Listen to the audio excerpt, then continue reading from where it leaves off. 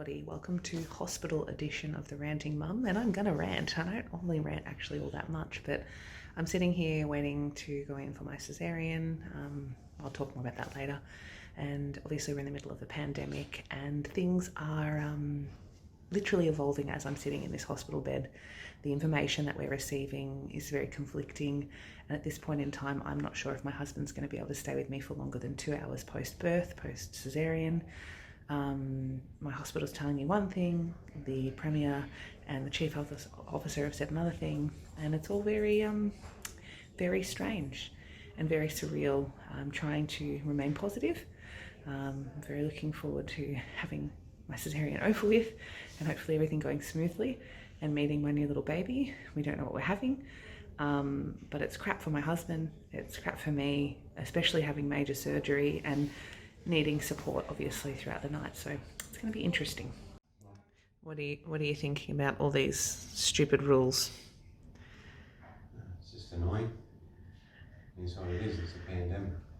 He's such an idiot. Good time. Shut up. Hello. So it is 9:20 p.m.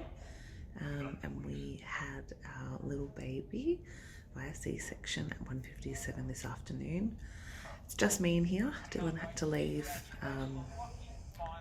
Gosh, there was a lot going on. There was a lot of contention. And I just didn't fight it. And I just worked with the midwives. And I'll deal with my thoughts on it once I'm at home, because I definitely will be sending a letter to my local government, like my state government and local government and the hospital, just because the confusion today was just ridiculous. And I really feel for women, particularly first-time mothers and those who are having cesareans. I feel for the midwives whose workloads have really increased. I'm so reliant on them at the moment while I'm just coming off my spinal and that kind of thing. But I'm feeling really good. Had some food, can move around my legs and stuff a bit. I can't get out of bed yet. I probably could, but I think they said tomorrow. Pain's good. And yeah, I'll just pan over to little Bob. And yeah, I will talk about him in a moment. So this is Isaac Knox, and he's a little boy. Isaac Knox, and he weighed 8 pound 4 or 3.74 kilograms. He's 47 centimeters long, so he's a little shorty. He's got a big head, 36 centimeters, and as you can see, loads of dark hair. We're very smitten, very lucky. He's doing well. Yeah, just weird being in hospital and just chilling out by myself, but as I said, the hospital staff have been great, and yeah, I don't have any complaints on that front. I'm irritated at the poor communication that's been going on at the moment by our government, and it's filtering in weird ways to the hospitals. So anyway, but I'm not letting that bother me at all, and I'm totally in a love bubble. Yeah, just thought it was a really important time to document, given how strange COVID-19 has been, and I'll talk a bit more, I think, at some stage about how what it meant for me as a pregnant person in a pandemic. Hello, everybody. It is what time? It's exactly 2 o'clock actually, and I'm just hanging out in my room waiting for Dylan to get here. In visiting hours, he's allowed to be here at 2 o'clock, 2:30, sorry, for a couple of hours. Which I thought I would hate, but it's actually been really nice to just relax and chill out and bond with the baby. And I haven't missed the visitors. I thought I really would. I really did. But it's really peaceful, and I can just kind of talk to people on the phone, via FaceTime, Messenger, Instagram, at my own pace, which is really good. I just feel like I'm getting some good rest in. So yeah, it's actually not too bad.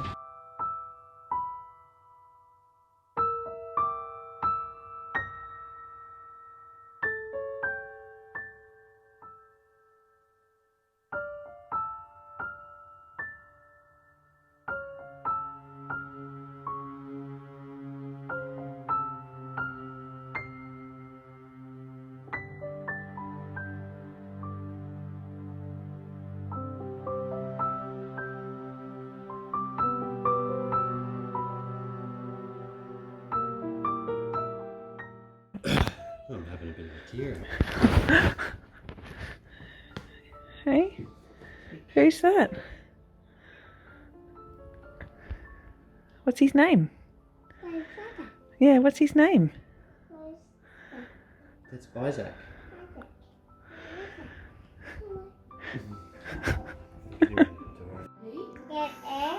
Yeah. That's going to get him out.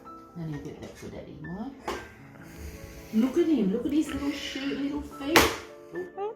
Look how tiny he is, Bubba. You used to be this big.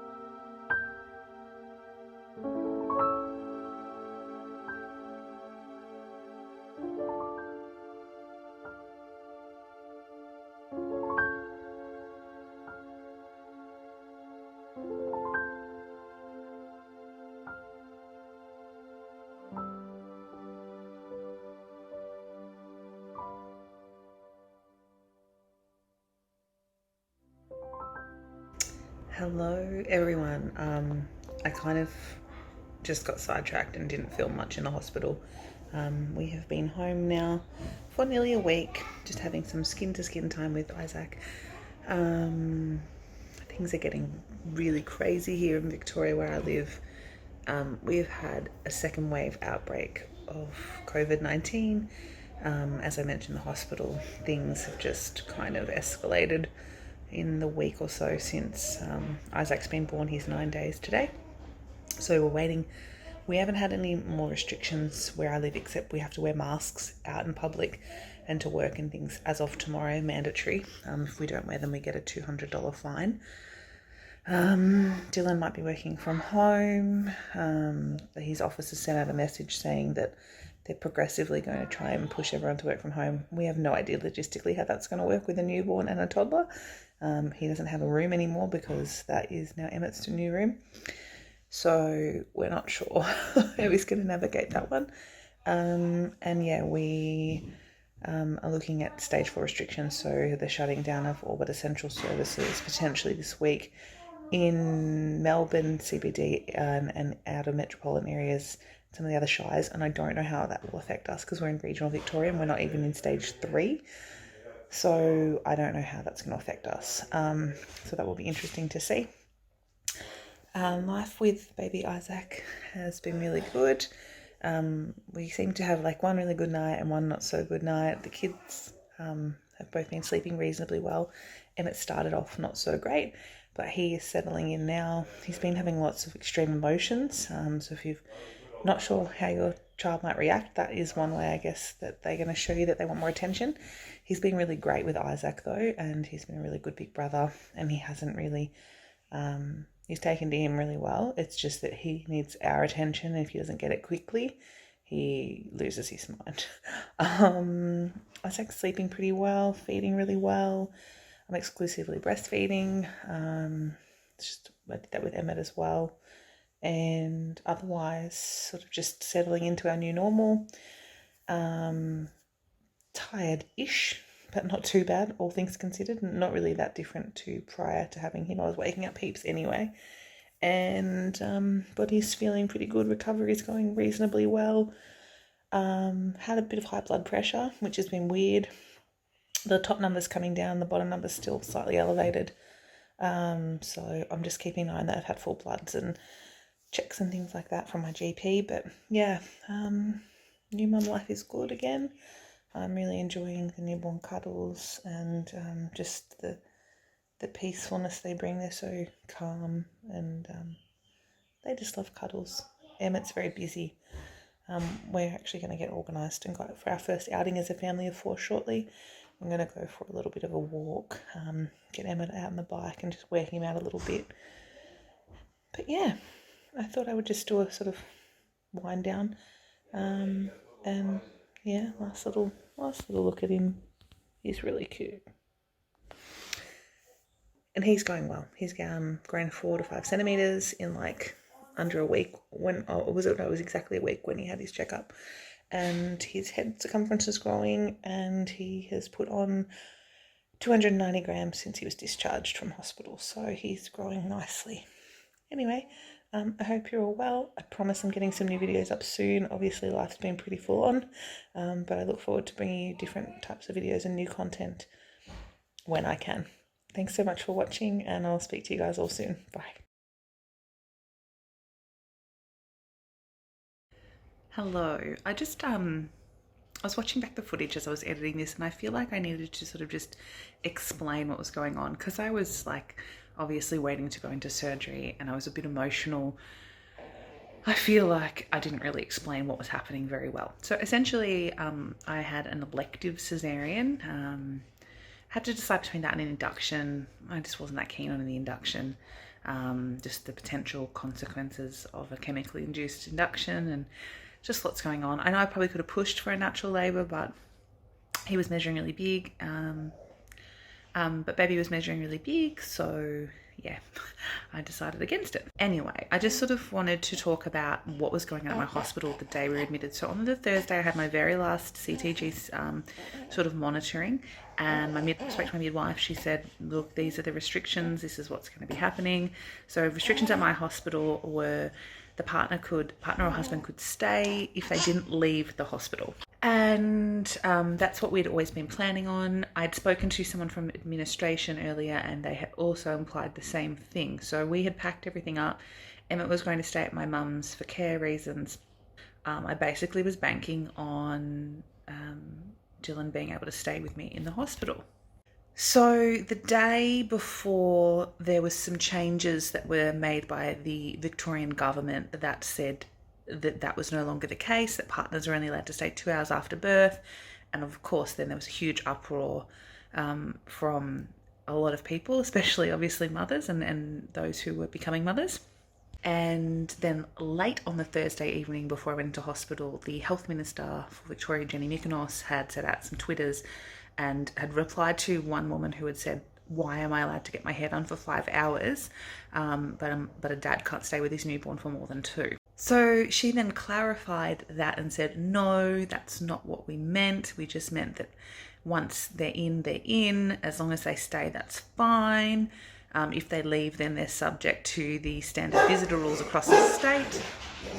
My dog, which is 2 hours per visit for one person. That's all that's allowed per day. So I got to the hospital, and not knowing what was going on, I was messaging an acquaintance and friend of mine who is a midwife at the local hospital, and she was like, I'll try and find out for you. And then essentially we couldn't basically do like anything. We didn't know. We're in limbo. Our midwife was from another hospital. He was helping out. He wasn't sure. No one knew what was going on. The midwives had no idea. The local news was there. It was just chaos. So I went into surgery at around 1 o'clock. And when I got back into recovery, went back into my room after recovery at around 3:30ish, 4 o'clock, I noticed a sign when I was being wheeled in that said that dads and partners could only stay, or birthing partners could only stay for 2 hours after the birth and for 2 hours for subsequent visits. So at that point, my hopes were dashed. Oh, sorry. My hopes were dashed of Dylan being able to stay. And yeah, there was so much confusion throughout my whole stay. Midwives were literally filling me in on stuff and telling me things that were going on, and they were just as confused as we were. Dylan ended up staying a little bit longer because she counted it from when I got back into my room. And in subsequent visits, the midwives kind of just turned a little bit of a blind eye when Dylan was there for a little bit longer than he was supposed to be, but he wasn't there all that much. And I did reflect on it a little bit in this video, but I really actually ended up quite enjoying the peace and quiet and the bonding time that I got to have with my little one. So it was not all bad news. Also very, very aware that I was lucky and that in some parts of the world that mothers were without partners at all. But it was just frustrating because we obviously didn't get told, like everything was changing as it was happening. And not only that, it just seems illogical to us and to the midwives and to a lot of people that a dad could leave, potentially get infected, and then come back rather than just stay. It was just strange. Anyway, I'm going to stop talking, but I feel like that will hopefully explain a bit of the stuff later on in the video, and I hope you enjoy. And I hope you enjoy getting to meet our new little person the new little person in our lives. Thanks for watching.